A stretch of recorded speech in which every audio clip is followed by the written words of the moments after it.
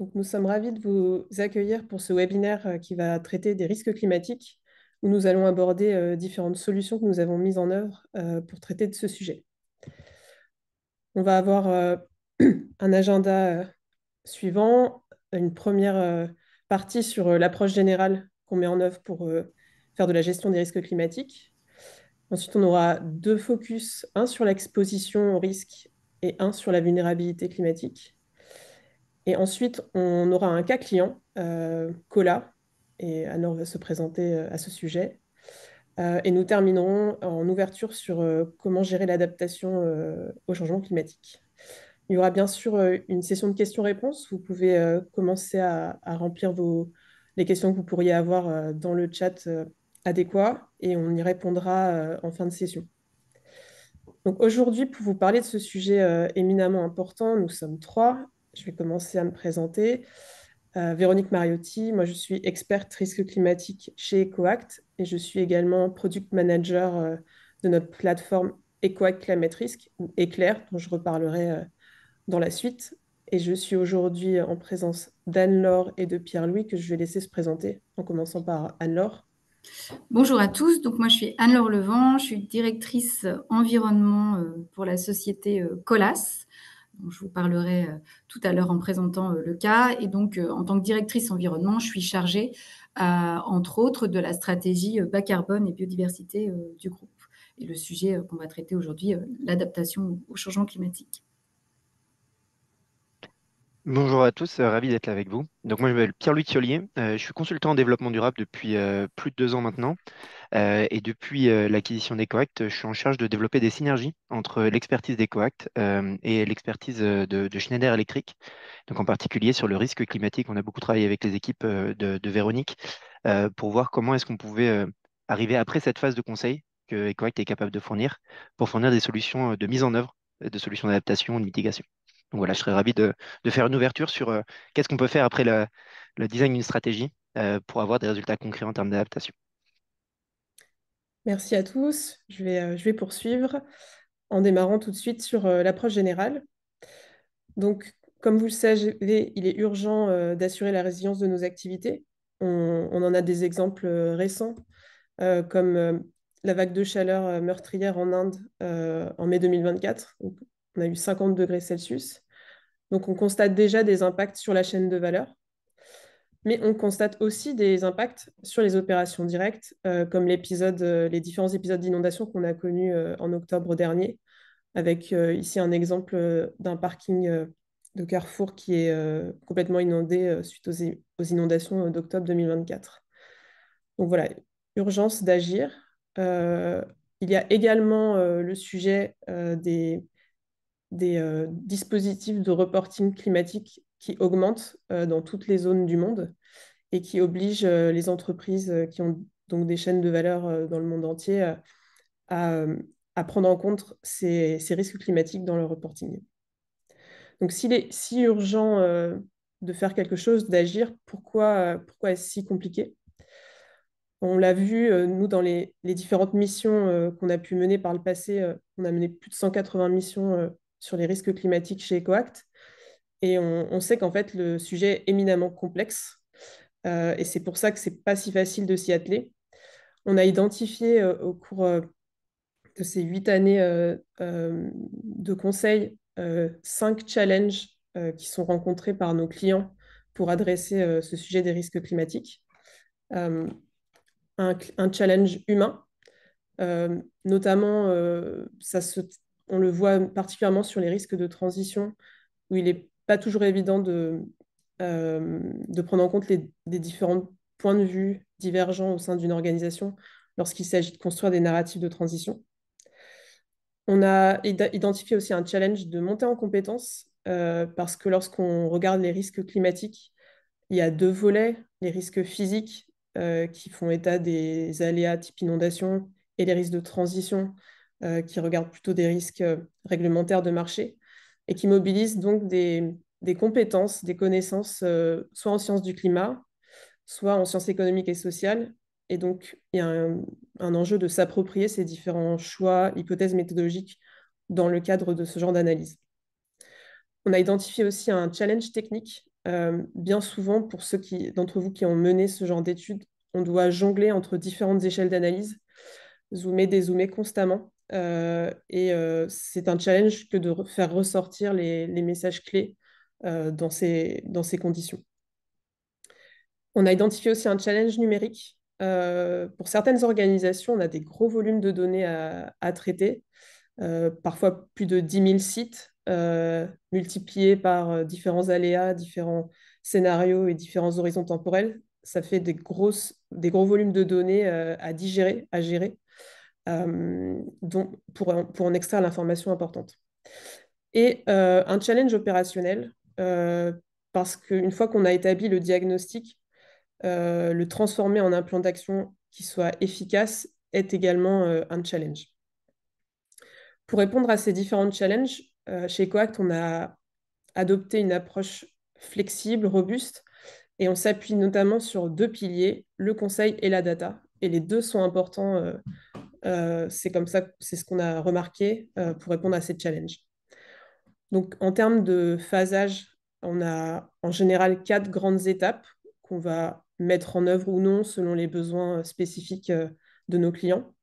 La première partie, ça va être d'engager les parties prenantes, donc de s'assurer que les différentes personnes qui vont s'impliquer dans le cadre de cette analyse, en collectant des informations, en donnant leur point de vue d'expert, sont mobilisées et savent pourquoi elles sont là et pourquoi c'est important de s'impliquer. Ensuite, on va mener en parallèle l'analyse des risques physiques et l'analyse des risques de transition. Et enfin, le fruit de ces diagnostics en phase 2 et 3 va être intégré dans du reporting climatique et ou des plans d'action. Pour ce webinaire, on va se concentrer aujourd'hui sur les risques physiques et le plan d'action. Et donc, on va voir en particulier l'exposition et la vulnérabilité pour pouvoir mettre en place un plan d'action concret. Voici la slide la plus complexe, disons, de ce webinaire. Et donc, je vais m'attarder un petit peu dessus parce que c'est celle qui permet d'expliquer comment on va mesurer les risques climatiques. Donc, lorsqu'on veut estimer, analyser un risque climatique, on va considérer deux composantes. Une composante bleue, l'exposition à des facteurs externes, et une composante verte, la vulnérabilité à des facteurs internes. Dans l'exposition, on va prendre en compte l'exposition à des aléas climatiques, donc par exemple sur les inondations, leur fréquence, leur intensité, et on va regarder différents aléas. Et là, on va avoir besoin d'informations géographiques pour situer l'activité de nos clients dans le monde, donc des coordonnées GPS par exemple. Une fois qu'on sait les différents lieux d'activité, à quels aléas ils sont exposés, on va aller chercher à déterminer à quel point l'activité dans ces lieux-là est particulièrement vulnérable aux différents aléas. On va pour cela se doter de différentes informations. On va prendre en compte la criticité business que chacun des sites peut avoir. Donc, un site peut produire certains produits plus rares que d'autres. Et donc, si celui-là est exposé à des inondations, ça va être plus grave que pour un autre. On va prendre en compte la sensibilité physique aux différents aléas. Un process particulier va peut-être être plus sensible à la chaleur qu'un autre. Donc, c'est des choses qu'on va prendre en compte. Et on va aussi essayer de comprendre quelles sont les capacités, la capacité d'adaptation de l'organisation à faire face en termes de ressources financières, organisationnelles, humaines ou techniques. Donc, dans ce deuxième cadre, la vulnérabilité, on a vraiment besoin de compléter l'expertise climat qu'on apporte avec le savoir opérationnel du client. Et c'est quelque chose qui sera illustré dans le cas d'études Cola juste après. Une fois qu'on a établi l'analyse des risques sur l'exposition et la vulnérabilité, on va avoir envie de réduire le risque. Et c'est là où entre en jeu l'adaptation. Et l'adaptation, on va essayer de venir réduire soit l'exposition, soit la vulnérabilité de manière à réduire le risque final. Ça passe par une sélection d'actions d'adaptation qu'on va venir confronter à nouveau avec les connaissances opérationnelles de notre client pour ne conserver que les actions qui font sens pour le contexte et qui sont faisables. Donc maintenant, je vous propose d'aller sur la partie exposition. Donc pour la partie exposition au risque, on s'est rendu compte que c'était avant tout des challenges techniques et numériques qu'il fallait adresser. Et pour ce faire, chez Coact, on a construit un modèle interne qui s'appelle Éclair, Éco-Climate Risk, qui permet d'extraire les projections climatiques de différents aléas, de différentes sources de données, de manière à donner ces informations prêtes à emploi pour répondre au cadre de la taxonomie européenne, de la CSRD, de la TCFD, par exemple. Et pour manipuler cette masse d'informations, on s'appuie aussi sur la partie conseil avec des consultants qui sont orientés données et qui sont aptes à transformer l'information en des graphiques qui vont être plus parlants selon le contexte de nos clients. Donc, du coup, sur l'exposition, c'est vraiment ce sujet challenge technique et numérique. Et je vais avoir quelques fonctionnalités que nous avons dans notre plateforme Éclair pour y répondre. Donc, je disais en introduction qu'un des challenges qu'on rencontre, c'est d'être capable de jongler entre différentes échelles d'analyse. Dans notre plateforme, on peut voir sur la gauche la représentation de l'exposition d'un portefeuille de sites, donc à la maille portefeuille. Par exemple, on va savoir pour les 28 aléas là, qui sont représentés dans les différentes briques, quel est le pourcentage des sites qui sont fortement exposés. Donc, par exemple, si on regarde Wildfire, il y a 39% des sites qui sont fortement exposés cet aléa-là. Et donc, ça permet de répondre à la première question du pilier adaptation de la taxonomie européenne. Quel pourcentage de mes activités sont fortement exposées? On peut également voir les choses en proportion, non pas du nombre de sites, mais de la valeur ou des revenus. Et donc, les pourcentages en un clic peuvent changer dans la plateforme et ça permet de répondre aux indicateurs financiers demandés par la CSRD sur le volet risque. On a une autre visualisation qui nous est souvent demandée. Il s'agit d'être en capacité de donner un top 10 ou top 20 des sites les plus problématiques. Et donc ça, c'est quelque chose qu'on peut faire dans la plateforme. D'autres visualisations, on peut désagréger l'ensemble des sites sur des cartes de façon à avoir des dynamiques plus régionales sur différents aléas et indicateurs.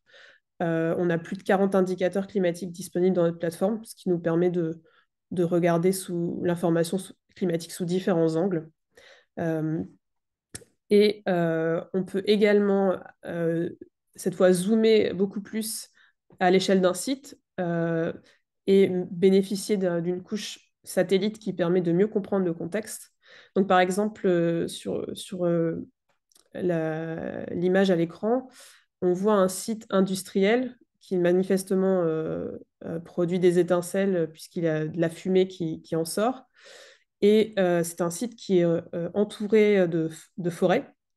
Et c'est un site pour lequel l'information climatique fournie par Éclair nous indique que le nombre de jours propices à des déclenchements de feux de forêt va s'accroître de 80 à 99 jours d'ici 2030. Donc clairement, simplement en couplant l'information satellitaire et l'information climatique, on peut voir qu'il y a un risque qui augmente sur le feu de forêt pour ce site industriel. Et un dernier élément d'information qu'on va produire avec la plateforme, c'est des quantifications financières. Donc, j'ai donné un exemple ici sur la carte où on donne à voir les dommages engendrés par des inondations sur des bâtiments. Donc, la couleur qu'on voit, c'est le pourcentage de dommages attendus qui dépend de la hauteur d'eau attendue pour l'inondation.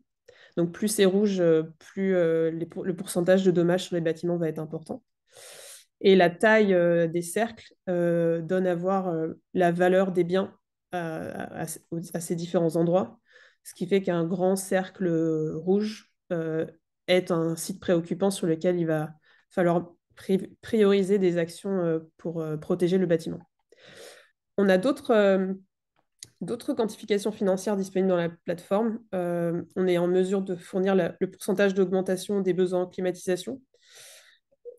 Également, la perte de productivité liée à la chaleur pour les personnels qui auraient à travailler en extérieur.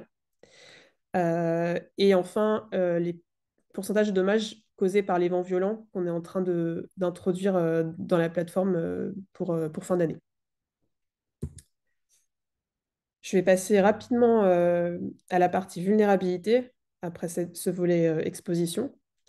Donc là, l'idée, c'est une fois qu'on sait à quels aléas on est exposé, on va essayer de comprendre comment cela peut impacter notre activité. Et là, on se retrouve plutôt avec des challenges humains, parce qu'il va falloir combiner notre expertise climatique chez Coact avec la connaissance, l'expertise opérationnelle chez notre client. Donc, la façon dont on y répond, c'est qu'on gère des entretiens ou des ateliers pour caractériser la vulnérabilité ensemble, EcoAct et nos clients. On a, pour mieux familiariser les participants à quoi pourrait ressembler un impact, on va avoir à disposition une base de données d'impact qui est disponible au sein d'Eclair, qui donne des premiers exemples de à quoi pourraient ressembler des impacts d'inondation ou de feux de forêt.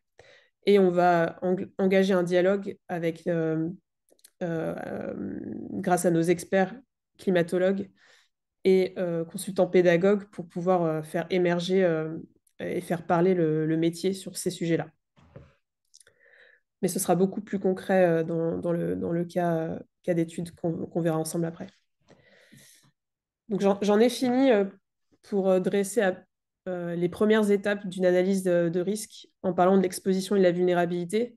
Et juste pour ancrer un petit peu les éléments théoriques que j'ai partagés, je veux terminer sur un cas concret. Donc, comment peut-on mettre en œuvre les différentes composantes d'une analyse de risque? Si on prend le cas d'un site dans le sud-ouest de la France, on va être en mesure de lui donner des scores d'exposition pour différents aléas climatiques. Grâce à des ateliers ou des entretiens avec des experts opérationnels, on va être en mesure de qualifier la vulnérabilité pour chacun de ces aléas de ce site-là. Et en combinant les deux, on arrive à des scores de risque. Et ces scores de risque, on peut les ordonner de façon à voir quels sont les aléas les plus impactants, du plus impactant au moins impactant. Et donc, ça permet voilà, d'avoir un premier niveau de priorisation qui va nous aider à prioriser les actions à mettre en œuvre par la suite. Je vous propose, donc, après ces éléments théoriques, de passer au cas pratique de Cola. Et donc, je vais passer la parole à Anne-Laure avec une première question qui est comment en êtes-vous venu en tant que groupe à mettre en œuvre une analyse des risques? Est-ce que vous pouvez nous expliquer un petit peu votre démarche? Très bien. Merci, merci Véronique. Alors, nous, notre démarche, en fait, donc, elle a débuté par un projet d'entreprise lié aux enjeux de la RSE. Donc, on a nos 8 engagements RSE dans notre projet ACT. Il y en a un qui est dédié spécifiquement à la stratégie bas carbone et biodiversité. Et cette stratégie RSE, elle a été lancée en 2021. Et en fait, au bout de 2 ans, vers 2023, on s'est aperçu que dans notre stratégie bas carbone, on avait bien pris en compte les enjeux d'atténuation, donc de réduction de notre empreinte carbone. D'ailleurs, on a des objectifs de réduction des scopes 1 et 2 et de scope 3A, mais il fallait également qu'on adresse ce sujet de l'adaptation. Donc, on a commencé à regarder comment on pouvait aborder ce sujet-là.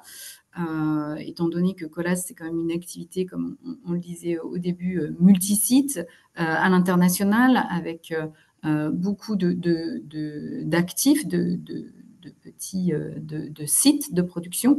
Et donc, il fallait qu'on adresse ce sujet-là avec un outil et une méthodologie. Et donc, c'est en ça où on a travaillé avec EcoAct pour pouvoir utiliser l'outil Éclair pour adresser ce sujet déjà d'évaluation de l'exposition de nos assets face aux enjeux climatiques. Est-ce que vous voulez nous expliquer un petit peu plus la partie exposition ou vous vouliez encore donner des éléments sur la Non, partie introductive? je pense que c'était, en termes de contexte, c'était un peu ça. Alors, c'est vrai qu'au début, il y a eu l'angle un peu taxonomie, parce qu'effectivement, on avait sélectionné les 28 aléas climatiques liés à la taxonomie. Et finalement, au fil de l'eau, on s'est aperçu que ce qu'on avait engagé l'année dernière, en 2023, répondait également aux enjeux de la CSRD actuelle, parce qu'on est en train justement de travailler tous les enjeux, et notamment le SRS climat de la CSRD. Et donc, cette étude répond également à ces enjeux. Et donc, du coup, concrètement, comment on a fait Ouais. On a d'abord fait un travail en interne parce que, comme le disait Véronique tout à l'heure, il y a un gros challenge de data. Et notamment chez nous, Colas, c'était d'obtenir déjà les coordonnées GPS de tous nos sites. Comme vous le voyez, notre étude a un périmètre monde, un périmètre de toutes nos activités, et donc on a recensé plus de 2700 sites pour Colas. Donc ça a été le premier challenge en interne, de mobiliser et d'obtenir ces données. Et ensuite, on a pu les transférer à EcoAct pour les intégrer dans la plateforme Éclair. Ensuite, on a eu un gros travail aussi de sélection, de regroupement d'activités pour pouvoir faire ce travail d'analyse macro, micro, donc balancer entre ce zoom et des zooms qu'expliquait Véronique tout à l'heure. Et ensuite, dans le cadre de la méthodologie, c'était de regrouper aussi par typologie de risque. L'analyse a été faite sur les 3 horizons temporels qu'on peut voir affichés à l'écran, et avec les scénarios adaptés. Donc ça, c'est ce qu'on a réalisé, on va dire, en termes de fourniture de données, et pour faire tourner tous les modèles.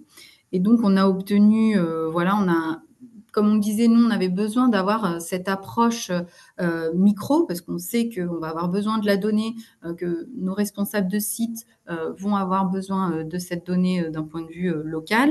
Et on a également demandé à avoir des approches plutôt macro, donc par zone géographique, et ensuite par typologie de site.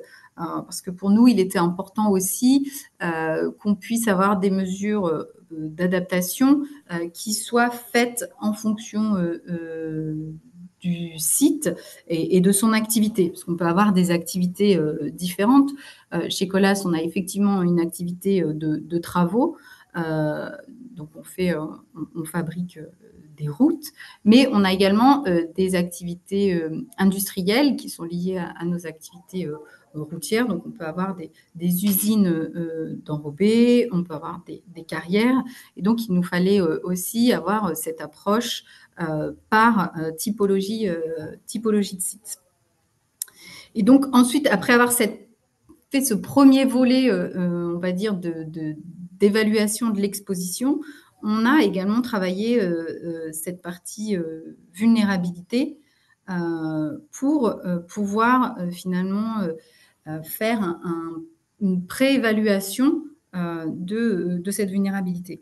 Donc, on ne l'a pas fait tout seul à la direction environnement. On s'est appuyé de la direction équipement au niveau de Colas. On a également travaillé avec notre direction assurance. On a travaillé avec notre direction cartographie des risques pour pouvoir avoir une approche déjà pluridisciplinaire pour évaluer ces niveaux de vulnérabilité.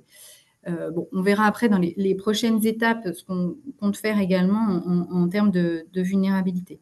Mais c'était la première approche, on va dire macro, par rapport à l'évaluation de cette vulnérabilité.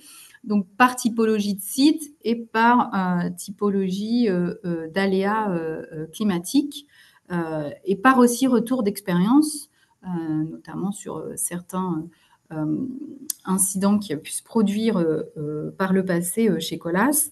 On a été en mesure de déterminer une note de vulnérabilité avec les équipes également d'EcoAct.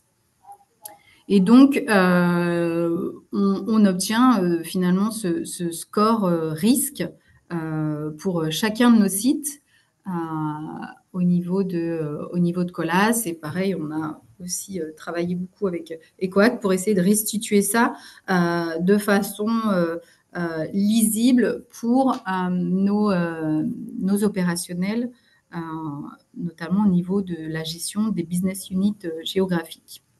Donc, un gros travail déjà de s'approprier la donnée d'un point de vue micro, mais aussi de pouvoir la restituer de façon lisible et ensuite mettre en face les plans d'action nécessaires. Donc, on a eu vraiment un gros travail pendant quasiment un an pour cartographier, analyser cette exposition, cette vulnérabilité et finalement le niveau de risque au niveau de Colas et au niveau avec les directions fonctionnelles ici au siège. Si on dézoome à nouveau pour prendre du recul sur les différentes étapes que vous avez mis en œuvre et que vous envisagez, on les a mis ici. Ce que je comprends, c'est qu'il y a plusieurs phasages où vous revenez sur différents sujets dans cette notion un peu de gestion adaptative cyclique d'amélioration continue. Est-ce que vous voulez nous expliquer un petit peu peut-être comment vous voyez les choses pour la suite? Oui, effectivement. Donc, comme on le disait, on a eu cette première itération déjà de faire ressortir, grâce à la plateforme Éclair, l'exposition de nos suites. Ensuite, on a cette première vision sur une première analyse de vulnérabilité. Donc là, c'est en 2024, donc ce qu'on a fait là cette année. On va poursuivre cette analyse de vulnérabilité en intégrant justement des opérationnels.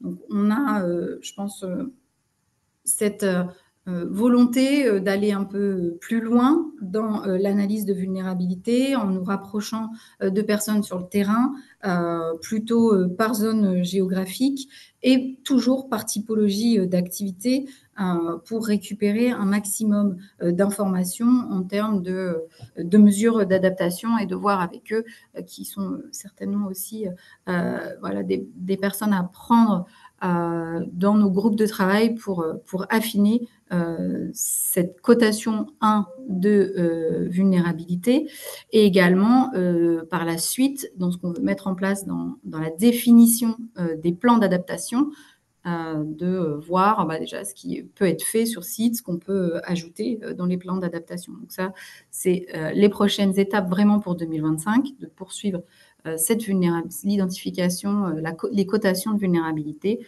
définir les mesures d'adaptation par typologie de site et par aléas climatiques. Et ensuite, de voir aussi, de quantifier toutes les mesures à mettre en place en priorité sur chacun de nos sites. Et ça fera partie de la définition finalement des plans d'adaptation par business unit géographique. Et donc ça rentre pleinement finalement dans les plans d'adaptation et dans les plans de transition que l'on doit fournir également dans le cadre réglementaire de la CSRD. Est-ce que vous anticipez certains challenges pour ces futures étapes Moi, à je mettre en pense œuvre? il y a toujours, il va y avoir certainement des challenges aussi de définition de mesures. Je pense que on a commencé à en définir quelques-unes, mais est-ce qu'on va avoir toutes les mesures nécessaires, définir aussi les coûts de ces mesures d'adaptation, parce que voilà, et à quel moment on commence à anticiper d'investir dans ces mesures d'adaptation. C'est un peu les challenges qu'on peut imaginer aujourd'hui. Très bien. Merci pour votre témoignage, Anne-Laure. Voulia, si vous n'avez pas d'autre chose à ajouter, je propose de passer à l'adaptation. C'est bon pour moi. Donc, on l'a vu, Cola est justement à la charnière du diagnostic et du passage à l'action. Et donc, on va partager qu'est-ce qui peut être fait sur l'adaptation. Euh, et donc, sur ce volet-là, à nouveau, on est plutôt sur des challenges humains, puisque l'adaptation va bien souvent venir bousculer des pratiques en place et doit de ce fait être co-construite pour obtenir l'adhésion. Il s'agit de convaincre de l'urgence, de l'importance de mettre en place ces actions d'adaptation et parfois de revisiter certaines habitudes, certains process et donc de faire du change management. Il s'agit aussi de faire monter en compétences au niveau stratégique pour l'intégration dans des plans d'action macro, mais aussi de faire monter en puissance les équipes techniques pour des plans d'action plus micro. Euh, et puis, par rapport au challenge opérationnel, de s'assurer de la faisabilité en fait, de certaines des actions d'adaptation qui sont proposées. Pour y répondre à ça, nous, on a développé une base de données de solutions d'adaptation au travers de notre plateforme Éclair qui donne un petit peu les grandes catégories de solutions qu'on peut envisager euh, et, euh, et qui permettent de les qualifier pour pour différents systèmes. Donc, par exemple, des solutions sur les bâtiments, sur les personnes, sur les réseaux, etc. Donc, on a un premier niveau de proposition d'action qu'on va venir confronter dans un deuxième temps avec des entretiens, des ateliers et même des visites terrain voilà, selon l'organisation qu'on peut mettre en place dans le cadre du projet, de façon à intégrer le contexte opérationnel, organisationnel de nos clients pour aboutir à des actions qui font sens, voire des actions qui sont co-construites au cours de ces échanges. Et pour terminer, c'est un sujet qu'on trouve évidemment éminemment important que de faciliter, de favoriser les solutions d'adaptation, les plans d'action. Et donc, c'est un sujet sur lequel on travaille avec notre maison mère Schneider Electric voilà, pour qualifier et chiffrer ces actions d'adaptation. Et Pierre-Louis en dira un mot juste après. Moi, je vais juste faire un dernier focus en termes d'outils concrets qu'on peut mettre à disposition sur ce sujet de l'adaptation. Dans notre plateforme Éclair, lorsqu'on clique sur un site, on peut télécharger une fiche site de 12 pages, dont vous avez un extrait là, de 3 pages importantes. Et cette fiche site va dire pour le site en question quels sont les aléas préoccupants avec sur la première page une coloration vert à rouge où les aléas rouges sont les plus préoccupants. Donc ça permet de savoir sur quoi il va falloir s'apesantir. Et ensuite, il y a des pages qui vont faire un petit zoom. Ici, c'est sur la page 2, c'est sur les températures. On va voir quels sont les aléas de température qui sont problématiques. toujours avec une coloration vert à rouge. Et pour les aléas les plus problématiques et sur lesquels il est plus urgent d'agir, donc cette échelle-là nous permet de savoir sur lesquels il est plus urgent d'agir, on va lister des impacts potentiels pour se rendre compte qu'est-ce que ça pourrait faire sur mes activités pour que ce soit plus concret, et une liste d'actions d'adaptation qui pourraient être envisagées. Donc là, on a donné l'exemple, une liste d'impacts où c'est pour la typologie de site data center, où les consommations de refroidissement vont augmenter. Et donc, dans les actions de recommandation, on peut veiller à diminuer l'apport de chaleur externe en utilisant des ombrages ou des couleurs claires ou en faisant appel à des solutions basées sur la nature pour rafraîchir l'environnement proche. Ces actions d'adaptation, elles sont classifiées. Euh, voilà, on va regarder si elles touchent les bâtiments, les personnes, les réseaux, éventuellement les produits ou les matières premières stockées. On va regarder tous ces aspects-là et y associer des actions d'adaptation. Et on va aussi classer ces actions selon la classification de l'ADEME, les trois catégories, actions douces qui sont plutôt organisationnelles, actions grises qui sont plutôt sur le bâti du type digue, etc. Et actions basées sur la nature, qui sont celles qu'on cherche à privilégier auprès de nos clients, puisqu'elles permettent aussi d'avoir des co-bénéfices sur d'autres enjeux environnementaux comme la biodiversité. Et donc, ces fiches-là sont disponibles voilà, pour chaque site en un clic.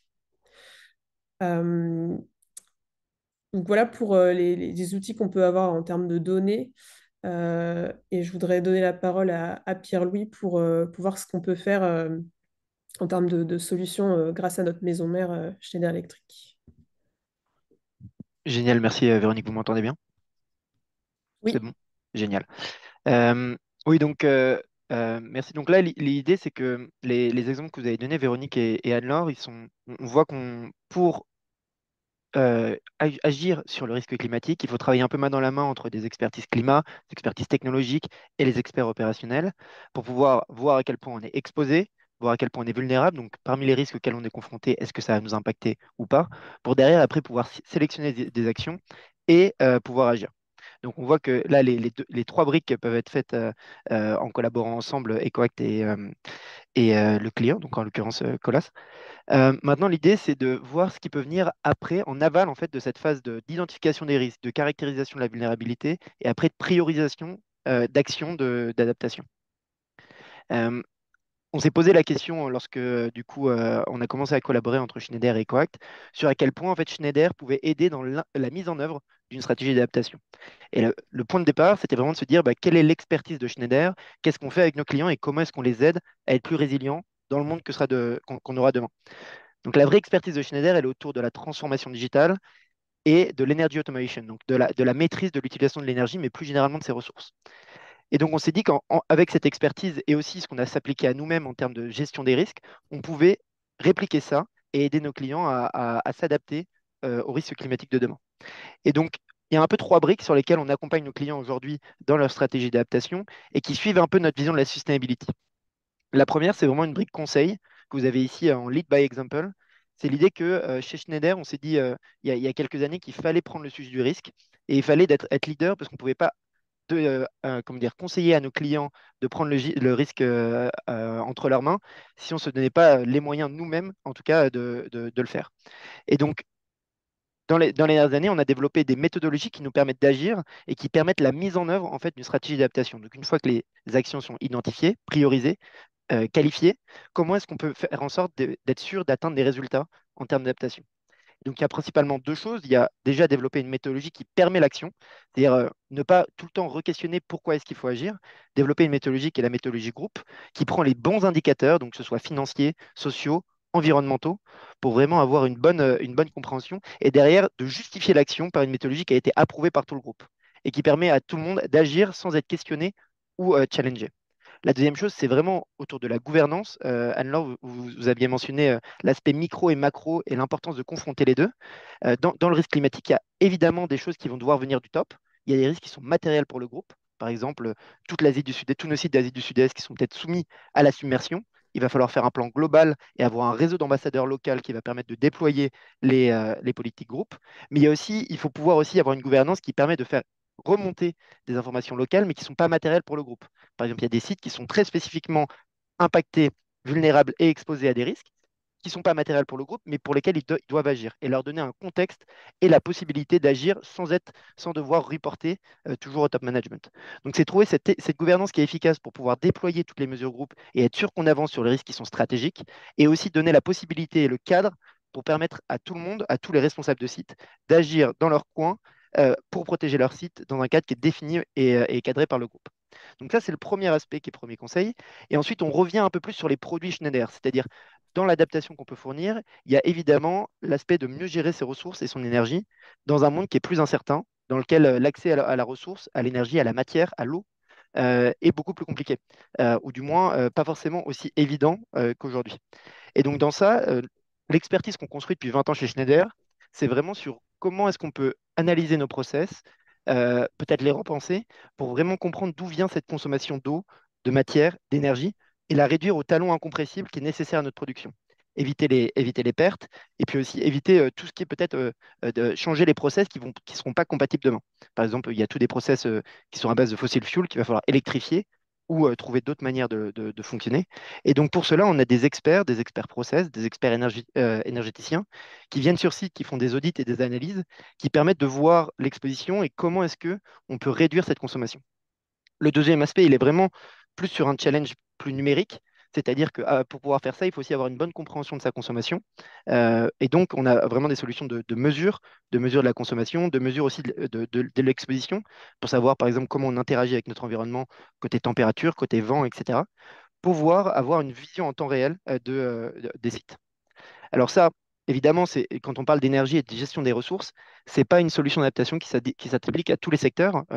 Véronique a leur montré que le risque climatique, c'est propre à chacun des secteurs d'activité, mais en particulier, par exemple, pour des secteurs comme le building, comme le data center, comme des secteurs qui ont besoin de conditionnement, comme la pharmaceutique ou l'agroalimentaire, la gestion de l'énergie et des ressources dans un environnement qui change et qui est incertain, c'est un sujet qui est stratégique. Le dernier aspect, il est autour de l'accès à l'énergie. Euh, Demain, le réseau et l'énergie qu'on a aujourd'hui sera plus aussi évidente, c'est-à-dire plus aussi continue, pas forcément d'une qualité qui est stable. Et donc l'idée, c'est d'avoir des produits qui permettent de s'assurer euh, un approvisionnement continu, donc avec des solutions UPS, donc Uninterrupted Power Supply, ou des microgrids qui permettent d'assurer à des fonctions vitales de fournir même dans un réseau qui n'est pas forcément stable. Et la deuxième chose, c'est aussi au niveau de la qualité. Il y a tout un tas de process industriels qui ont besoin d'un réseau de qualité. Et donc les fluctuations qu'on ne peut pas forcément voir à l'œil nu, mais lorsqu'on regarde avec des machines, on voit qu'on peut avoir des gros impacts sur les process industriels et donc avoir des solutions qui permettent de vérifier cette qualité et de s'assurer qu'on avance. Le dernier aspect, c'est vraiment plus d'un point de vue, lorsqu'on a identifié ce qu'on doit faire, donc on doit évoluer dans un monde qui est plus chaud. Par exemple, comment est-ce qu'on peut être sûr de mettre en place des solutions d'adaptation? Et dans ces cas-là, nous, on a des solutions d'infrastructure, donc de réfrigération, des solutions aussi comment dire, d'électrification qui permettent de mettre en place des solutions d'adaptation. Donc ça, c'est vraiment le cœur business de Schneider qui permet de travailler main dans la main avec le client pour vraiment comprendre comment le site doit être demain et comment est-ce qu'on peut faire en sorte que ça devienne réalité. Donc voilà, Super, Louis. j'ai vu qu'il y avait pas mal de questions Oui, pour toi, surtout Véronique et vous, oui. Anne-Laure. Je vais, euh, je vais arrêter de partager l'écran et je vais aller regarder les questions. Donc, j'avais vu des premières questions. Petit instant, je regarde. Euh, si je les reprends depuis le début, donc les données, quelles données utilisez-vous pour les projections climatiques? On a différentes sources de données. On utilise principalement des données de modèles régionaux Cordex qui ont une précision jusqu'à 12 km en Europe et 25 km dans le reste du monde. Et qu'on complète avec d'autres jeux de données. notamment pour les inondations de rivières ou côtières. Les inondations côtières, on a d'autres sources de données avec une précision de 30 mètres de résolution. Donc, différents jeux de données, mais les principales, les données Cordex. Euh, Est-ce que vous prenez en compte l'existence de digues ou autres constructions déjà en place permettant de réduire les risques de dommages? Donc ça, dans la version d'analyse portefeuille macro qu'on va réaliser, les sources de données dont on dispose ne prennent pas en compte les digues. Donc ça, c'est quelque chose qu'on va regarder de manière plus locale, plus précisément avec d'autres jeux de données. Mais on est en capacité avec d'autres sources de données qu'on a d'avoir les digues. Ça va dépendre de l'enjeu pour vous. Donc c'est quelque chose qu'on peut mettre en place. Les cartes bases de données derrière Éclair, donc comme je le disais, ce sont des projections basées sur les modèles du GIEC et plus particulièrement les données Cordex. Je ne suis pas sûre de bien saisir qu'apporte cet outil en plus de l'évaluation des risques météorologiques techniques déjà fait avant construction. J'imagine que vous êtes. Donc, en fait, genre, je ne sais pas exactement l'évaluation dont vous parlez, mais enfin, ce qu'on va apporter, c'est vraiment les projections de comment cela va changer dans l'avenir, en s'appuyant voilà, sur les simulations du GIEC. Je vais peut-être passer la parole. Il y avait quelques questions pour Anne-Laure, je crois.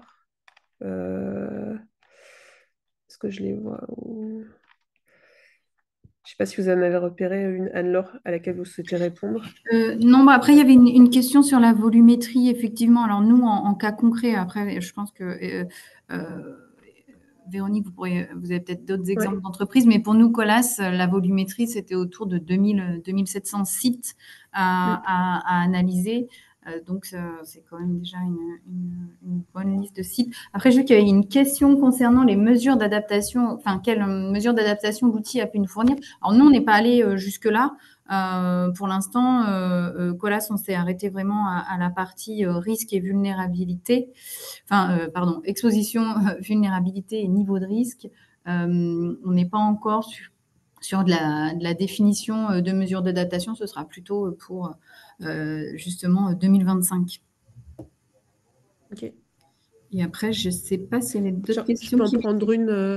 En attendant que vous regardez, Oui. je vois une question sur comment est calculée la perte de productivité des effectifs selon la température.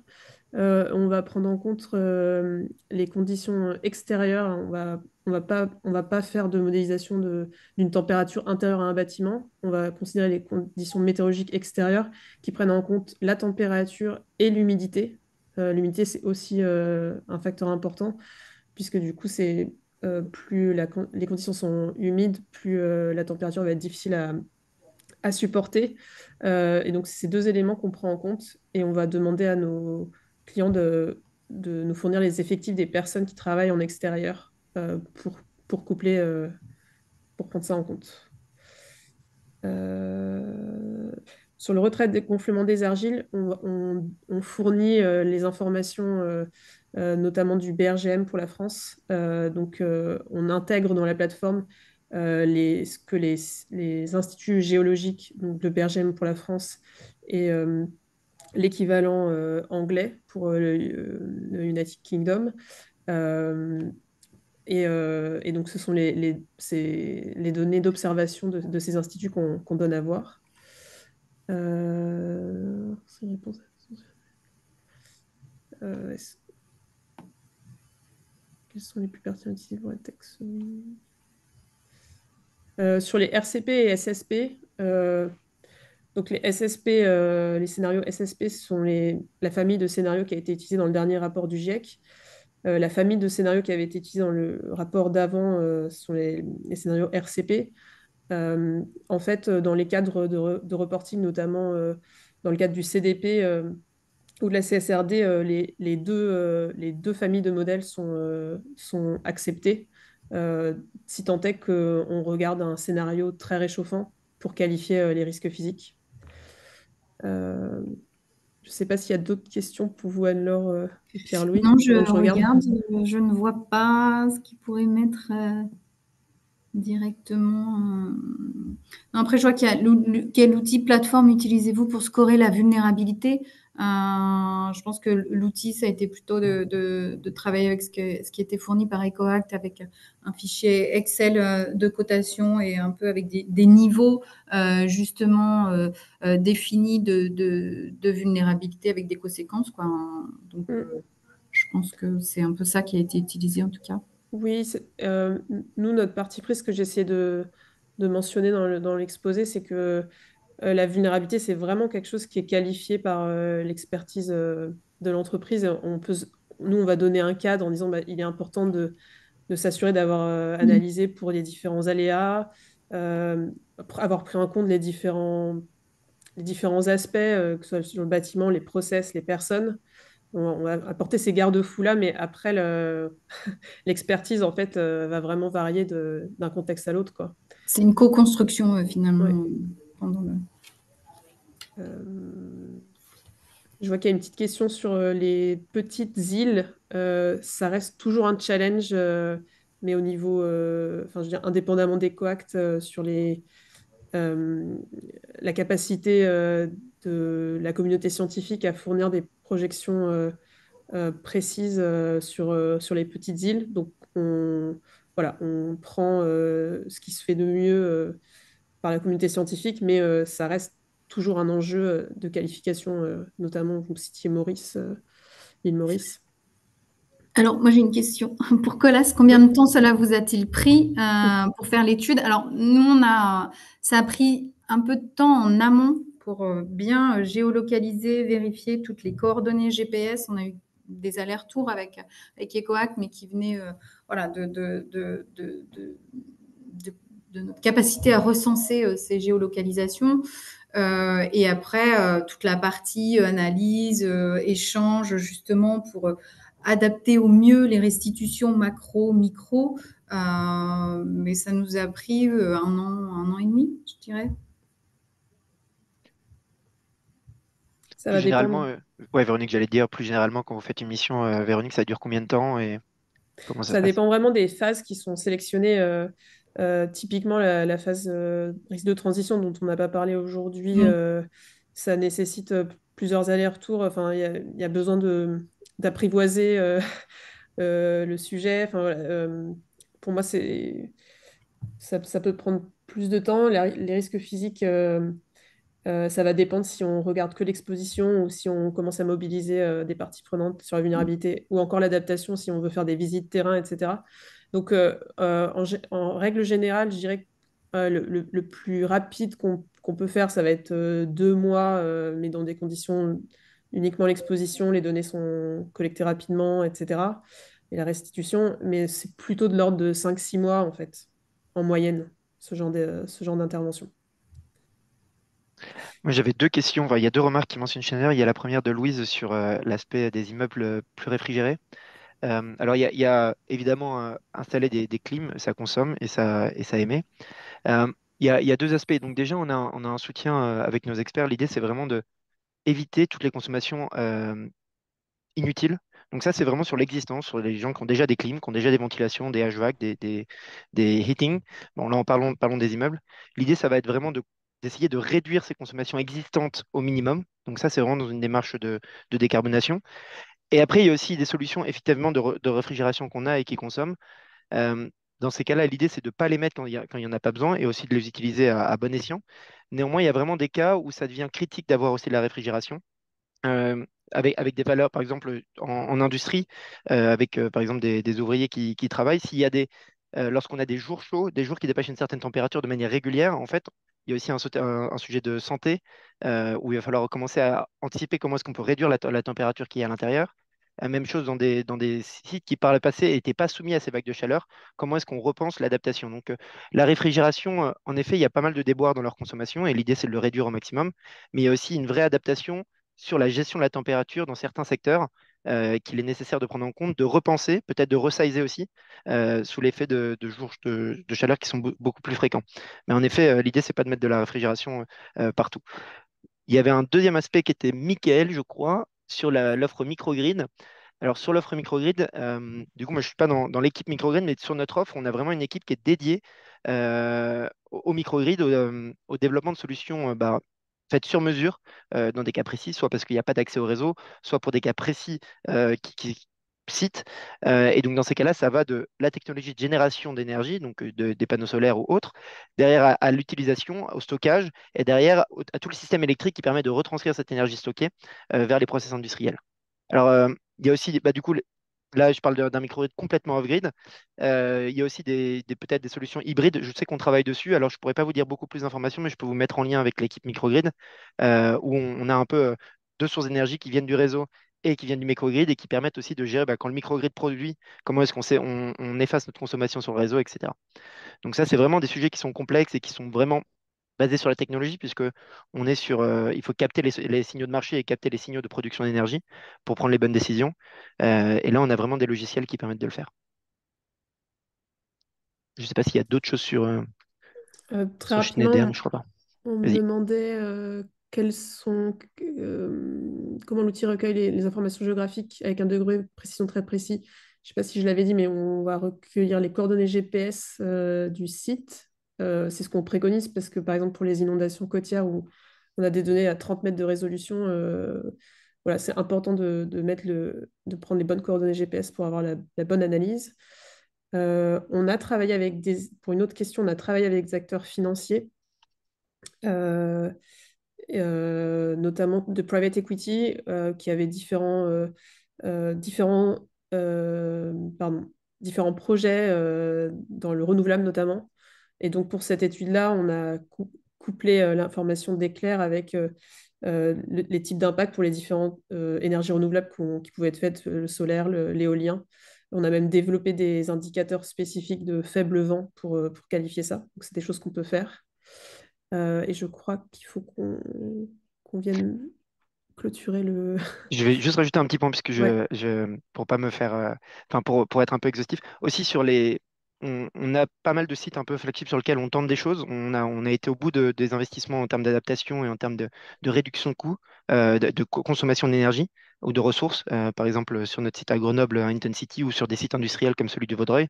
C'est aussi des choses sur lesquelles on peut partager les bonnes pratiques et aussi on a beaucoup de visites avec nos clients pour montrer un petit peu comment ça a été mis en place, les difficultés qu'on rencontre, et en fait faire parler les experts avec les experts, sortir un peu de juste une vue silotée qui est celle du conseil et vraiment avoir une co-construction et des discussions entre les gens qui utilisent ces solutions dans les sites industriels ou sur les sites résidentiels, pas résidentiels, tertiaires.